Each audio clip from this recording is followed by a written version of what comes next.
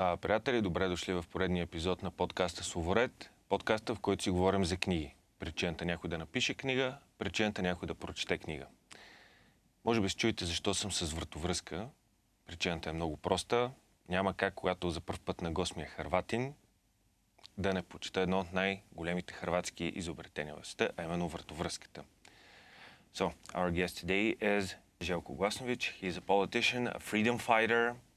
He is one of the people who led his people towards victory in the Croatian War of Independence, and one of the reasons why this country exists today and is an ally of Bulgaria. Thank you for coming here, General Glasnovich. It's a pleasure to have you.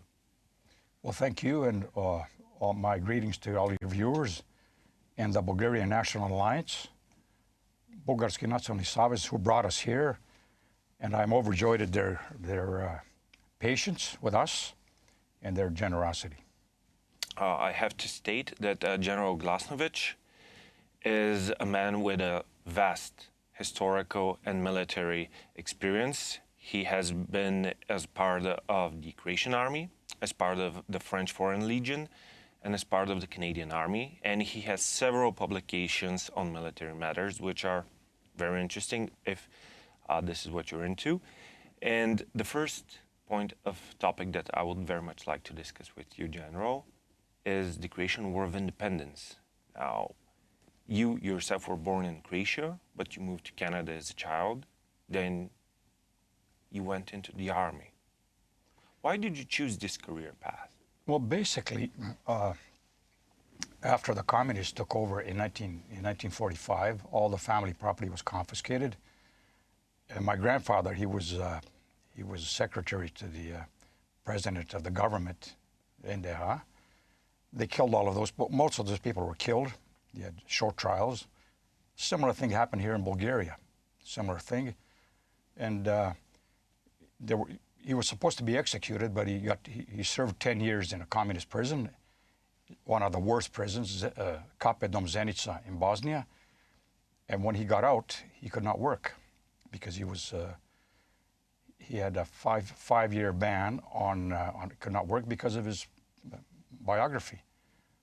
But he was in the Austro-Hungarian army as an officer in the First World War, and he was classically educated. He could cite the Iliad in Greek. He spoke High German, Hochdeutsch, Italian, but they didn't want these people. They wanted these peasants from Serbia that were literate. They took the government positions. We were basically occupied. So he escaped in 1958 in a cattle car and escaped to Italy. And he was there. He was in a refugee camp for 2 years, and then he had sponsorship from a university in Canada, and he emigrated to Canada in 1960, and he pulled us. We came over in 1962. Yeah, but Canada was a rich, capitalist, safe country. Why? Why did you go into the army? What made you take this decision? As a kid, I used to watch all the war films all the time. I just watched the war films. We go to the movies and we see the love scenes, and everybody would boo, boo. But we read a lot of military history. My grandfather was in the army. My grandmother's brothers were in the army in the First and Second World War. One of my grandmother's brothers, he was killed 3 years after the armistice was declared on the Italian front in November of 1918. I have pictures of all these people. And so when I looked at the military museum here in Sofia, I saw the same weapons. He was commander of a machine gun detachment. And so I was just always interested in military history. So I spent 2 years studying history and political science at a university in Canada. But when you're young, it's like an eternity. 4 years is like you're in purgatory for 20 years. So a recruiter came to town, said, join the army. So I joined the army. And I was in for 5 years. And then after the 5-year term, me and my friend, we joined together. And we went into the like provincial police, but it was correctional officers. I was head of the tactical team in a federal and provincial prison. And I was there for almost 9 years. And then I went to this friend of mine, this crazy guy. We went to India, had a few beer in Mumbai, and we said, listen, we were still young enough, why don't we join the French Foreign Legion? So we came back, we got all the information, went to France, and joined the Legion. Did you learn French? Un petit peu. I know all the bad words and the commands, like all the insults. So you know tabernacle? Tabernacle, yeah, idiot de village, connard, and this stuff. Yeah, I can communicate, but in the Army, the platoon I was in, the main language is English, because you had Norwegians. I even had in our platoon, we had two guys from Securitate that escaped from Romania, because they were not too popular in their village. Yeah. So I think everyone there in the company, from Japan to I think to Singapore. So you've been in the armies of 3 different countries with, I would say, different ideologies. Is there a difference in the reading material for officers there? I think basically, it's like in civilian life. In the Army, there's one standard, is that leadership must go down to the lowest level of command. So an army that's functional must have so you have officers and non-commissioned officers, but they complement each other at every level. So if you're a platoon commander, was a lieutenant, a young guy, he just came out of the university or military college, his mentor is his 2IC is a non-commissioned officer who has maybe 10 years of experience. So they complement each other. It's delegating tasks. For example, if a platoon goes into combat, the commander goes with the attack element, and the 2IC, the non-commissioned officer, stays with the support element. So all it is just it's like you're building a house. And you can't build a house with just one craftsman. But I was more asking, like, is Julius Caesar read in all 3 armies, or is Sun Tzu read in all 3 armies, or? Yeah, sure. This is all good. It's good for an educated officer must know history. But you have 3 components in every army. Is how you judge the battle efficiency. Borbena spremnost.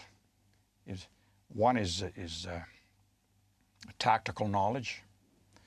The second is training. Is how you're trained. Because you cannot have a professional soldier after 11-week training. He might know the basics, but it's not. And the third is equipment. So those are 3 components of battle.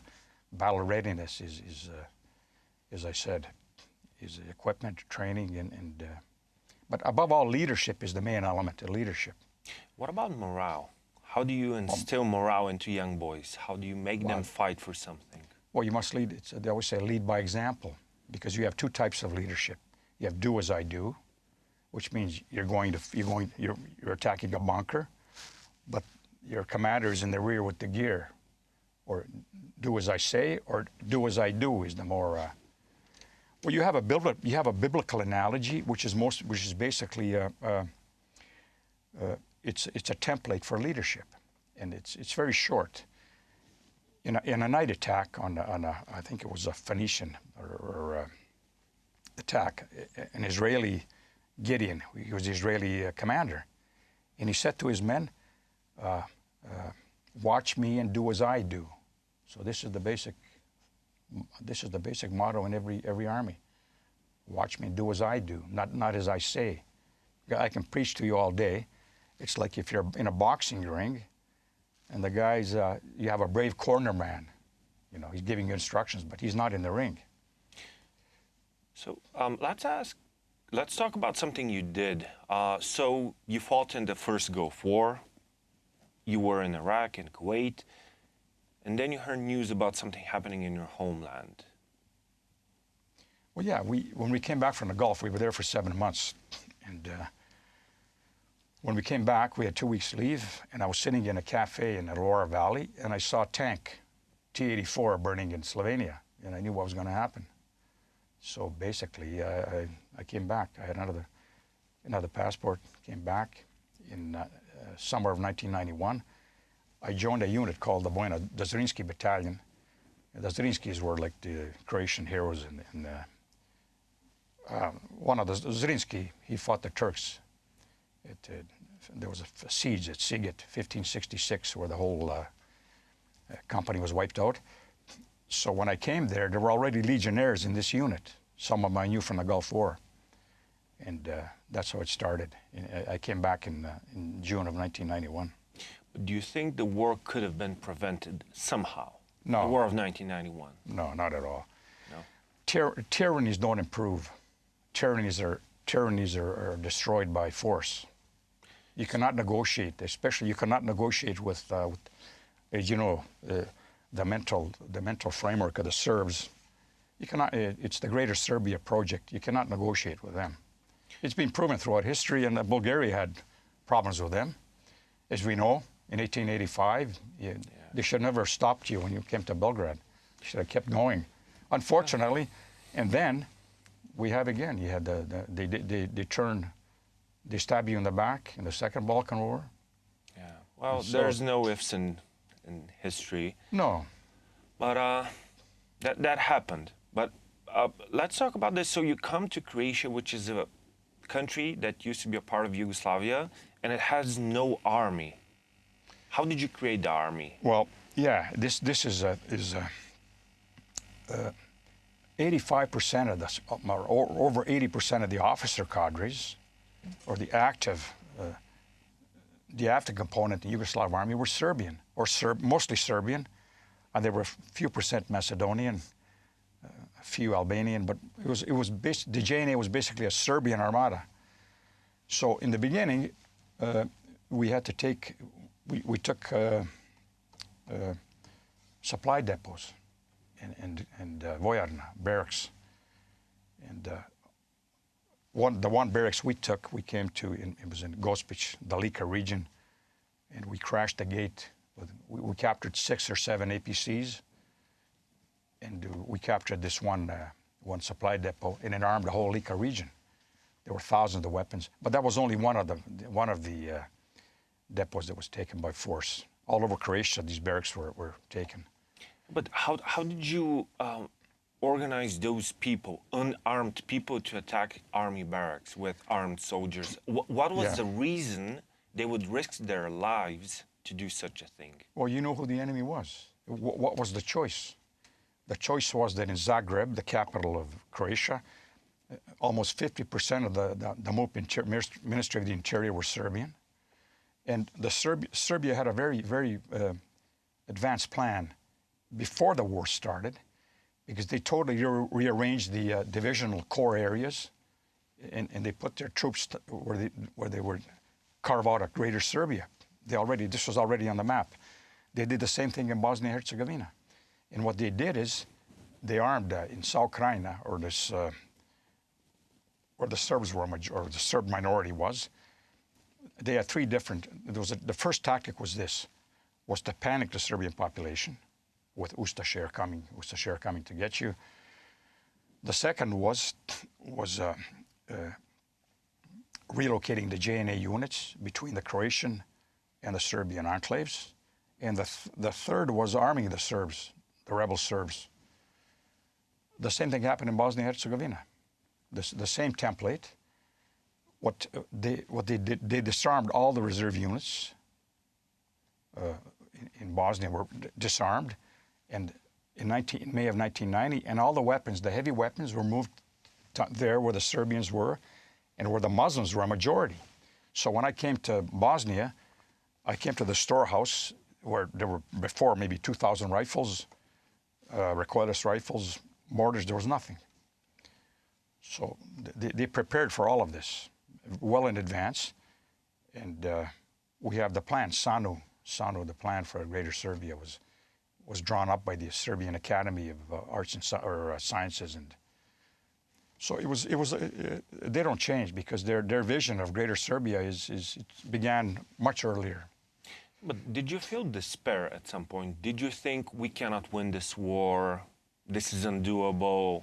Well, not really. But the thing that my low point, is when I was wounded.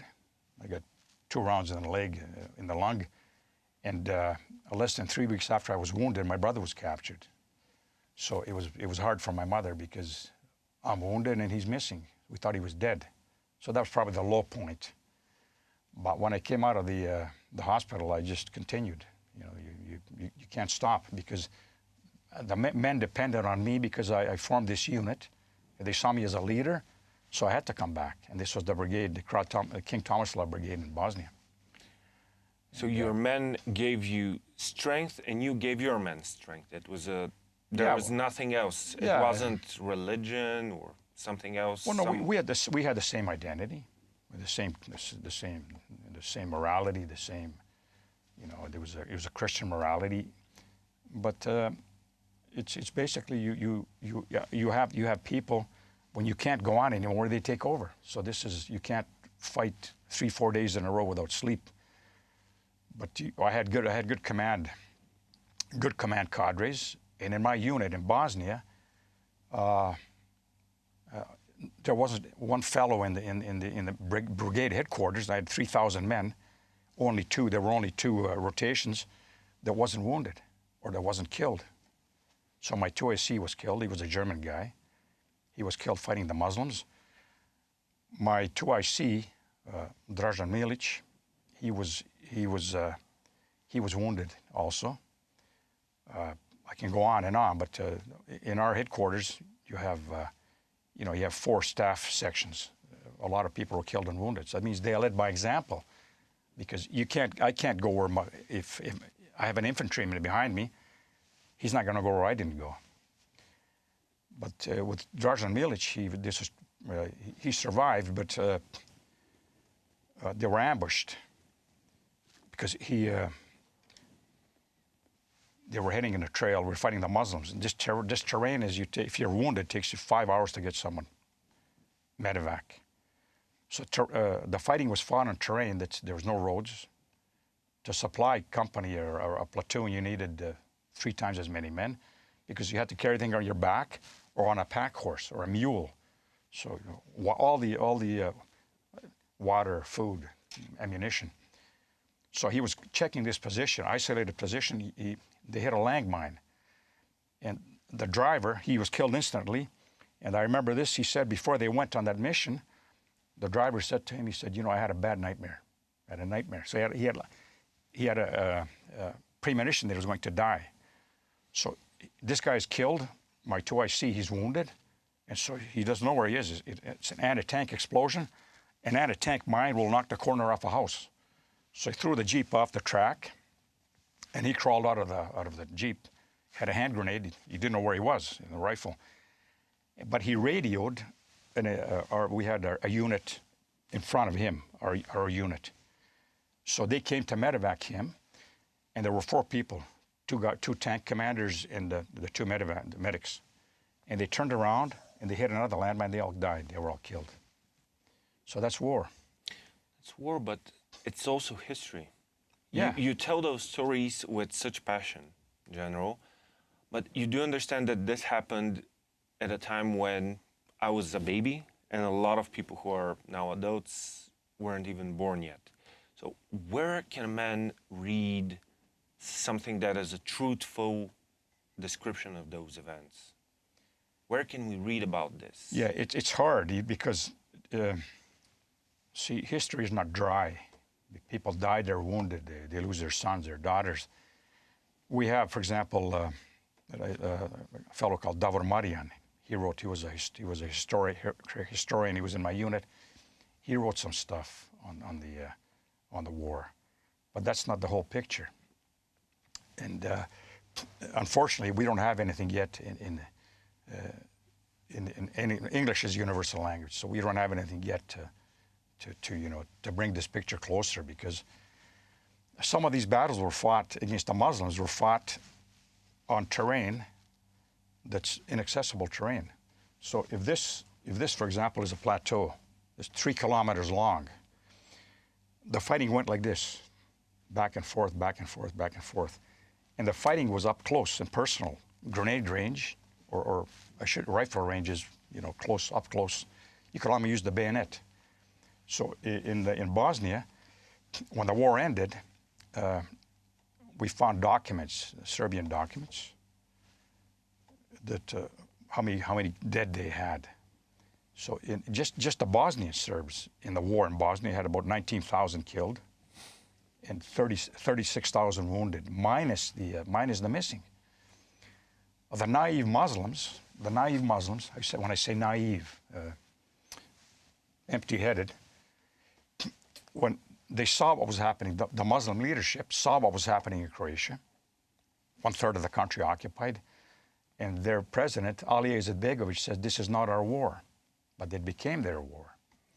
Because they had, just the army of BiH, the Muslim army component, had 32,000 killed, and the HVO component about 7,500 people killed. That's Croatians in Bosnia. Overall, Croatians, there were almost 16,000 Croatian soldiers killed in the war. So a lot of blood, a lot of tears, a lot of pain, but the war was won. Are you happy with the result? Well, I've never seen any other solution, because they say there's a Croatian saying, they say nema slobode bez krvavih gaća.